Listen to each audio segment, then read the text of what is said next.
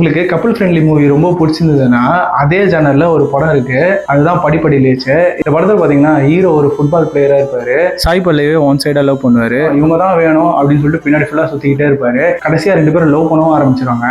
அதுக்கு இடையில தான் ஒரு ட்விஸ்ட் வைப்பாங்க. என்னன்னா சாய் பல்லவி எல்லாத்தையுமே மறக்கிற ஸ்டேஜ்ல வந்துருவாங்க. அது எப்படி அவங்க கடந்து போனாங்க, திரும்பி அவங்க லவ் பண்ணாங்களா இல்லையா அப்படின்றதுதான் படமே. இந்த படத்திலேயே எனக்கு ரொம்ப பிடிச்ச சீன் என்னன்னா, சாய் பல்லவி எல்லாத்தையும் மறந்துருவாங்க. அது வந்து ஹீரோக்கும் தெரிய வந்துடும். இவன் என்னன்னா அதையும் என்ஜாயபிளா நினைச்சுப்பான். திரும்பி நான் லவ் பண்ண போறேன், அவளை எப்படி நான் லவ் பண்ணணும் அதே மாதிரி நான் திரும்பி லவ் பண்ண போறேன் அப்படி டைலாக் சொல்லிட்டு அது படிக்கிட்டு வழியா போவாரு.